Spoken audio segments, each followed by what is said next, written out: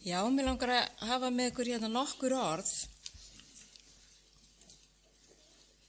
En það segir í Filippibréfinu 1. kaflanum á 29. versinu, það segir: Því að yður er veitt sú náð fyrir Krists sakir, ekki einungis að trúa á hann, heldur og að þola þjáningar hans vegna. Það eru 3 einstaklingar sem lýstu þessu versi á eftirfarandi hátt og fyrsti segir: Guð rekur dýran skóla, því að margar lexjur hans eru lærðar með tárum. Richard Baxter, predikari 17. aldar, sagði einu sinni: Ó Guð, ég þakka þér fyrir þann aga sem ég hef þolað í líkamannum í 58 ár. Og hann er svo sannarlega ekki sá eini sem hefur breytt erfileikum í sigur. Bráðum mun skóli okkar himneska föður loka, því að það líður að skólalokum. Með hverjum deginu sem líður færust við nær lokum. Mættum við aldrei hlaupa undan erfiðri kennslustund eða hrökklast undan aga. Ríkari verður kóran okkar og himinin ljúfari. Ef við þolum glaðlega allt til enda, þá munum við útskrifast í dýrð. Þetta skrifaði Theodor L. Kjúler.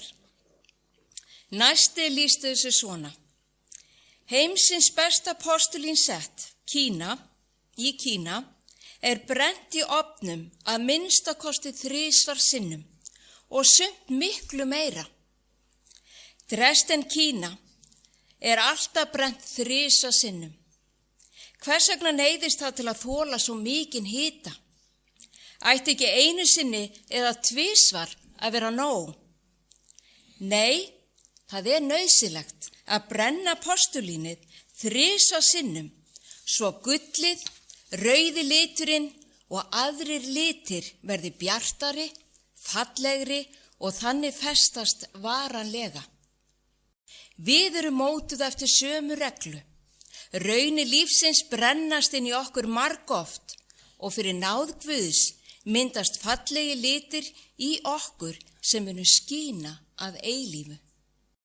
Þetta var hann Cortland Myers sem nefndi þetta.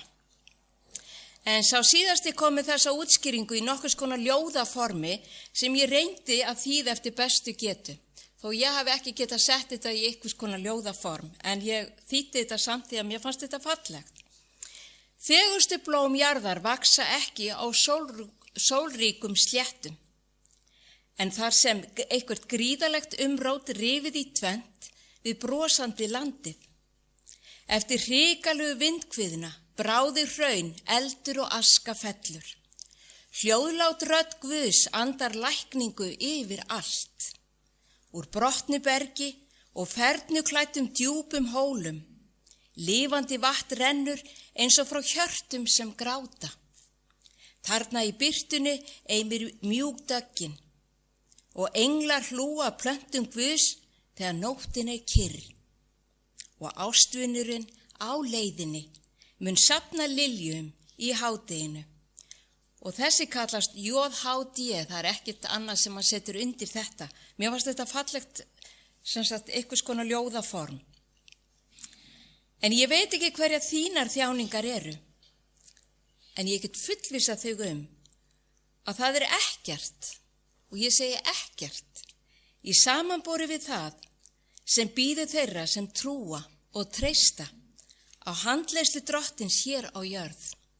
Því eins og Páll postuli segir í Rómverjabréfinu 8. kaflanum á 18. versinu: Ég lít svo á, segir hann, að ekki séu þjáningar þessa tíma neitt í samanburði við þá dýrð sem á oss mun opinberast. Hugsið ykkur, vinir.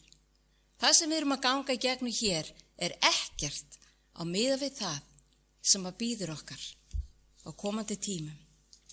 Mætti bara Guð gefa okkur gæfu til þess að labba með honum í gegnum lífsins raunir alla daga, alveg þar til hann kemur aftur.